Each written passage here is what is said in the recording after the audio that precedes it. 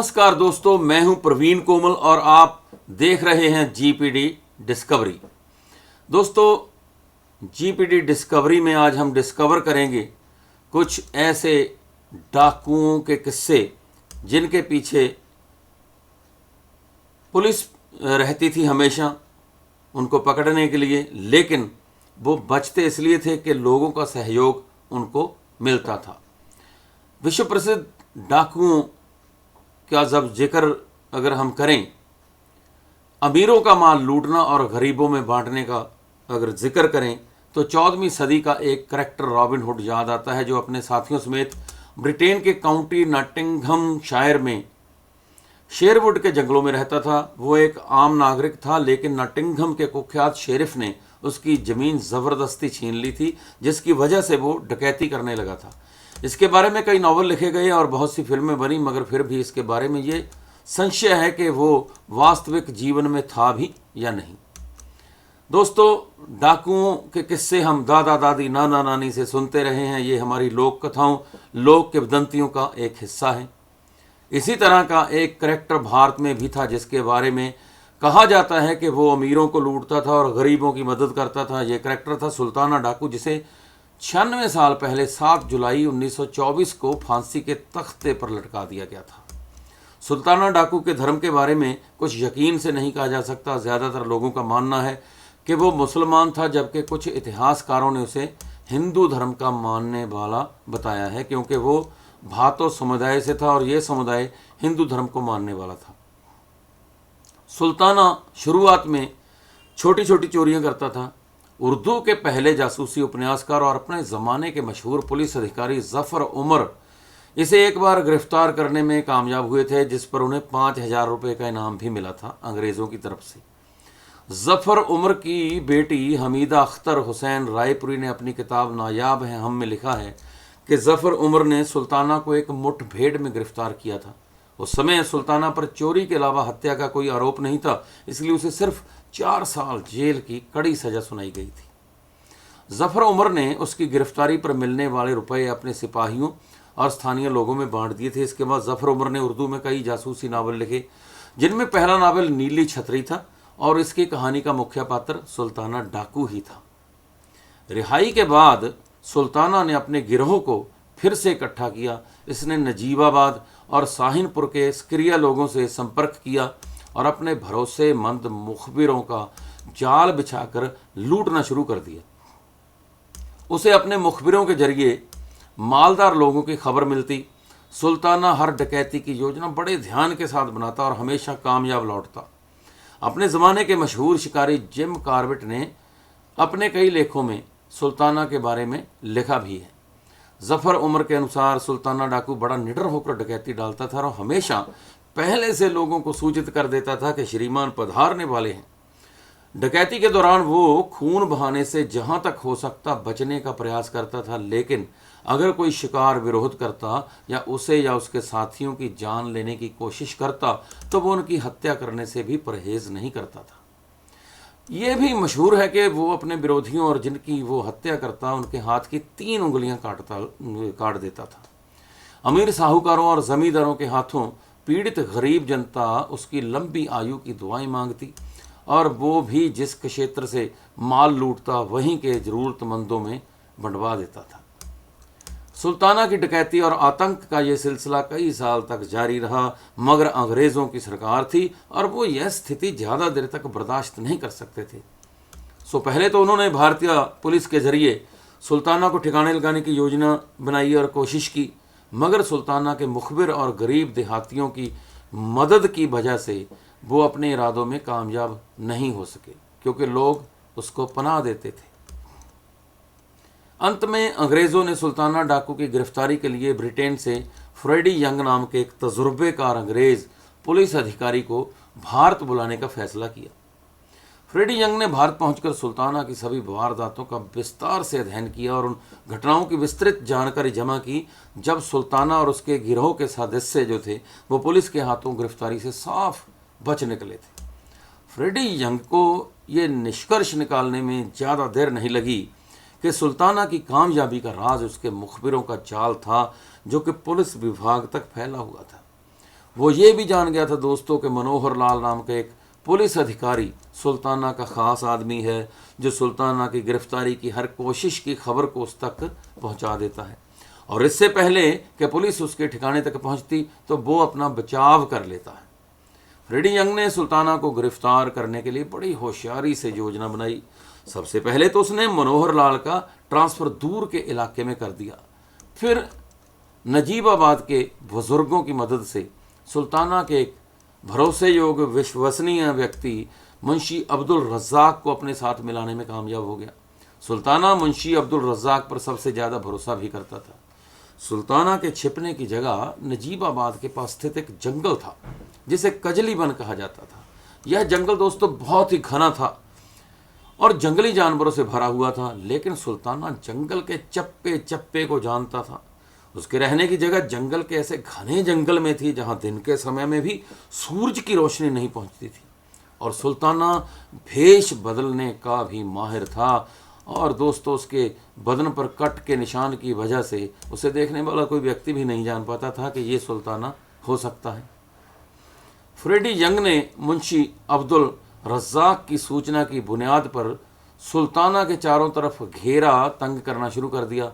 मुंशी अब्दुल रज़ाक का एक तरफ सुल्ताना से संपर्क था और दूसरी तरफ उसकी हर हरकत की सूचना वो फ्रेडी यंग तक पहुंचा रहा था, यानी कि डबल क्रॉस कर रहा था।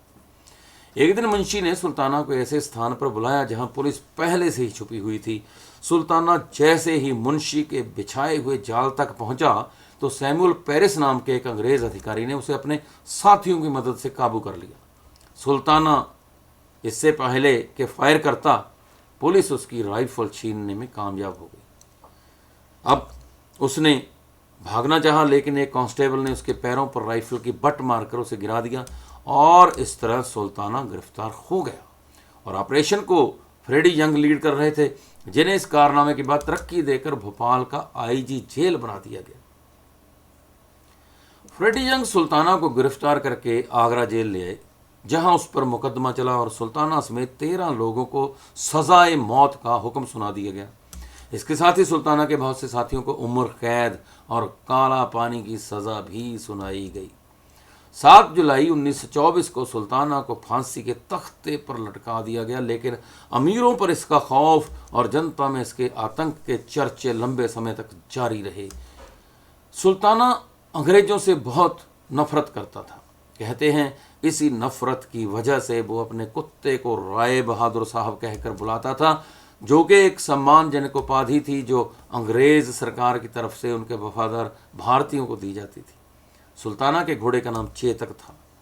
जिम कार्बेट ने लिखा है कि जिस जमाने में सुल्ताना पर मुकदमा चलाया जा रहा था तो उसकी दोस्ती फ्रेडी यंग से हो गई। फ्रेडी यंग, जो सुल्ताना की गिरफ्तारी की वजह बना था, सुल्ताना की कहानी से इतना प्रभावित हो गया कि उसने सुल्ताना को माफ़ी की अर्जी तैयार करने में मदद दी, लेकिन यह अर्जी रद्द हो गई। सुल्ताना ने फ्रेडी यंग से कहा कि उसके मरने के बाद उसके 7 साल के बेटे को उच्च शिक्षा दिलवाई जाए।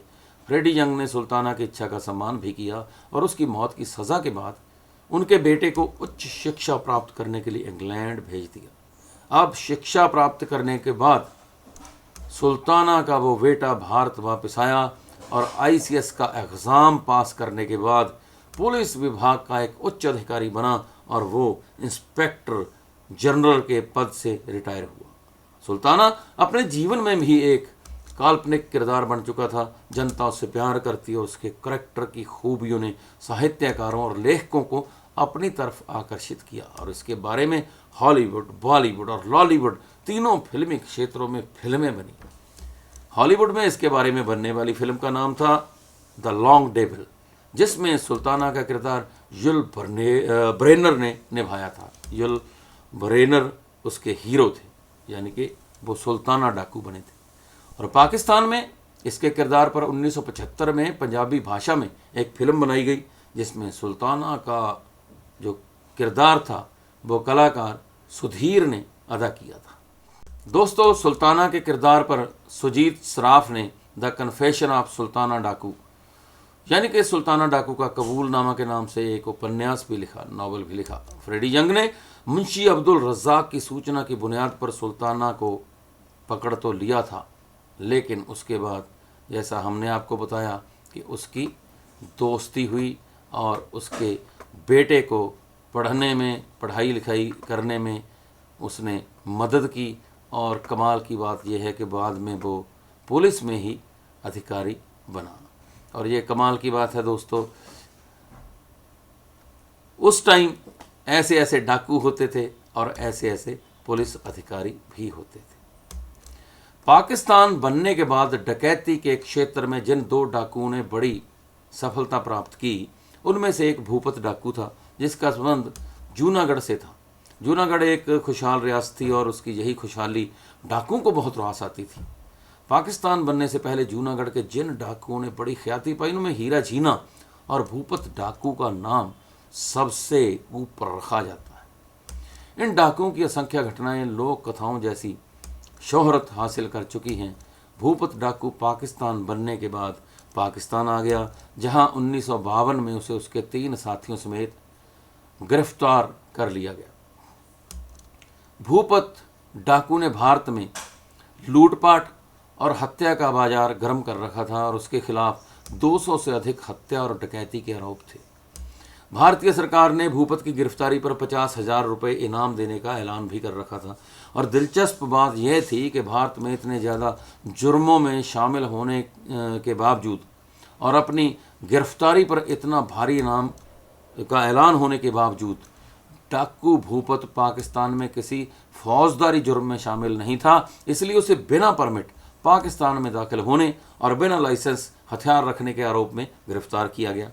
और भारत की सरकार को जब पाकिस्तान में भूपत डाकू की गिरफ्तारी की सूचना मिली तो उसने पाकिस्तान सरकार से बात की कि भूपत को भारत के हवाले कर दिया जाए। मगर उस समय तक दोनों देशों के बीच अपराधियों के तबादले या भागे हुए लोगों को वापस करने से संबंधित कोई समझौता नहीं हुआ था, इसलिए भूपत पाकिस्तान में ही रहा। दोस्तों, यह मामला इतना अहम समझा गया कि उस समय के भारतीय प्रधानमंत्री जवाहरलाल नेहरू ने पाकिस्तान के प्रधानमंत्री मोहम्मद अली बोगरा से इस संबंध में स्वयं बात की। मोहम्मद अली बोगरा ने कहा कि हम ज़्यादा से ज़्यादा यह कर सकते हैं कि भूपत को भारतीय सीमा के पार धकेल दें, जहां भारतीय पुलिस उसे गिरफ्तार कर ले। मगर यह खबर दोस्तों प्रेस में लीक हो गई और पाकिस्तान अपनी इस पेशकश से मुकर गया। भूपत डाकू को सिर्फ 1 साल के बाद ही रिहाई मिल गई। कैद के दौरान उसने इस्लाम धर्म अपना लिया और उसका इस्लामी नाम अमीन यूसुफ रखा गया। अमीन यूसुफ ने रिहाई के बाद एक मुसलमान महिला हमीदा बानो से शादी कर ली, जिससे उसके 3 बेटे और 4 बेटियां पैदा हुईं, जिनके नाम मोहम्मद फारूक, मोहम्मद रशीद, मोहम्मद यासीन, नज़मा, बिल्कीस, परवीन और बाई माँ हैं। अमीन यूसुफ ने कराची में दूध का कारोबार कर लिया और उसकी जो दूध की दुकान पाकिस्तान चौक पर स्थित थी, जहाँ से लोग उसके हाथ की बनी हुई लस्सी का लुत्फ़ भी उठाते थे। अमीन यूसुफ ने हज भी किया।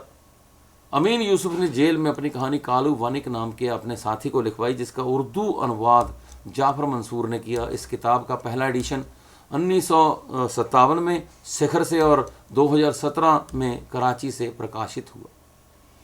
अमीन यूसुफ की मौत 28 सितंबर 1996 को कराची में हुई और वो कराची के एक कब्रिस्तान में दफन है।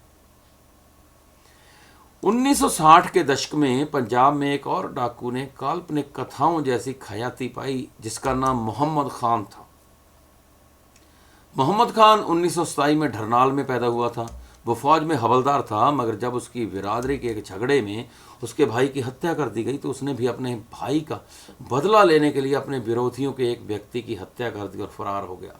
पुलिस ने उसे इश्तिहारी मुजरिम करार दे दिया। इसके फरारी के दौरान उसके विरोधियों ने उसके एक और भाई को भी कत्ल कर दिया, जिसके बाद मोहम्मद खान इंतकाम की आग में अंधा हो गया और उसने अपना गिरोह बनाकर विरोधियों को एक एक करके मारना और डकैती डालना शुरू कर दिया। उसने कुछ हत्याएं तो पुलिस और विरोधियों को पहले से सूचना देकर की। दोस्तों, उसका इतना प्रभाव था कि मामूली सिपाही से लेकर क्षेत्र के एसपी तक कोई उसकी इजाज़त के बगैर उसके गांव में दाखिल नहीं हो सकता था। नवाब उर्फ कालाबाग मलिक अमीर मोहम्मद खान से, जो एक सियासी लीडर थे, उसके नज़दीकी संबंध थे और जब तक वो पश्चिमी पाकिस्तान के गवर्नर रहे, किसी को उस पर हाथ डालने की हिम्मत नहीं हुई। 1963 से 1966 के दौरान वो अपनी रियासत का बेताज बादशाह था। सन 1965 के राष्ट्रपति चुनाव में उसने अपने क्षेत्र के सभी लोगों और चेयरमैन के वोट राष्ट्रपति अयूब खान को दिलवाए थे और नवाब ऑफ कालाबाग के गवर्नर पद के ख़त्म होने के बाद वो गिरफ्तार हुआ था। दोस्तों, 12 सितंबर 1968 को मोहम्मद खान ढरनाल को 4 बार सजाए मौत और 149 साल की कड़ी सज़ा सुनाई गई थी। कड़ी जेल की सज़ा 149 साल। मोहम्मद खान ढरनाल ने हाई कोर्ट में इन सारी सजाओं के खिलाफ खुद अपील की और उसने अपना मुकदमा खुद ही लड़ा। अपने कोर्ट में उसने साबित कर दिया कि जांच अधिकारी को मुझसे जाति दुश्मनी है और उसके सारे इल्ज़ाम मनगढ़ंत हैं। वह अदालत से ये कहते हुए निकला कि मेरी तकदीर में जो लिखा है वह ज़रूर देखूंगा, लेकिन मुझे तसल्ली है कि अदालत ने मुझे सुना। और हाई कोर्ट ने मोहम्मद खान को 2 सजाए मौत की सज़ा से तो बरी कर दिया, 2 सजाओं से, जबकि 2 में सज़ा बरकरार रखी। और 8 जनवरी 1976 को उसे फांसी के तख्ते पर लटकाने का आदेश जारी हुआ, लेकिन उस सज़ा से सिर्फ 5 घंटे पहले हाई कोर्ट ने सजाए मौत को रोकने का हुक्म जारी कर दिया। सन 1978 में दोस्तों उसकी सजाए मौत उम्र कैद में बदल दी गई और बेनज़ीर भुट्टो की सरकार के दौर में 60 साल से अधिक वाले कैदियों की सज़ा की माफ़ी के ऐलान के बाद ये जादुई किरदार जेल से रिहा हो गया। 1995 की 29 दिसंबर को ये दुनिया से रुखसत हुआ, फौत हो गया और वो अपने पैतृक गांव ढोक मसाहिब तहसील तिलागंग जिला चकवाल में दफन है। मोहम्मद खान की ज़िंदगी में ही निर्देशक कैफ़ी ने उसकी ज़िंदगी की घटनाओं पर एक पंजाबी फिल्म मोहम्मद खान के नाम से बनाई थी, जिसमें केंद्रीय किरदार सुल्तान राही ने अदा किया। हालांकि यह फिल्म दोस्तों कमज़ोर स्क्रिप्ट की वजह से ज़्यादा नहीं चल सकी। सो दोस्तों, जब तक दादा दादी नाना नानी की कहानियाँ चलती रहेंगी तब तक डाकुओं के किस्से भी चलते रहेंगे। अब तो इंटरनेट का ज़माना है। और दोस्तों, किस्से और भी हैं। पंजाब के दुल्ला भट्टी के किस्से हैं, पंजाब का डाकू जियोना मोड़ है उसके किस्से हैं, जो हर बार डाका डालने से पहले मन्नत मानता था और जब उसकी मन्नत पूरी हो जाती थी, डकैती सफलता से कामयाब हो जाती थी, तो वो नैना देवी माता को छत्र चढ़ाने जाया करता था। सो दोस्तों, इस तरह के किस्से जीपीडी डिस्कवरी में आपको हम और भी सुनाते रहे हैं, सुनाते रहेंगे। सो आपसे यही गुजारिश है कि इस वीडियो को ज़्यादा से ज़्यादा आगे शेयर करें दोस्तों, ताकि ज़्यादा से ज़्यादा लोगों तक ये वीडियो पहुंच सके। ये आपसे रिक्वेस्ट है। साथ ही साथ एक गुजारिश और है कि जिन दोस्तों ने तो चैनल गल पंजाब दी को यूट्यूब पे सब्सक्राइब किया है, उन सभी का तहे दिल से शुक्रिया। जिन दोस्तों ने अभी तक चैनल को सब्सक्राइब नहीं किया, तो उनसे निवेदन है, उनसे रिक्वेस्ट है, उनसे गुजारिश है कि कृपया इस चैनल को सब्सक्राइब जरूर कर लें दोस्तों। और साथ ही साथ दोस्तों बेल आइकन वाला बटन भी दबाएं ताकि आपको नोटिफिकेशन मिलते रहे, नए नए अपडेट्स मिलते रहें।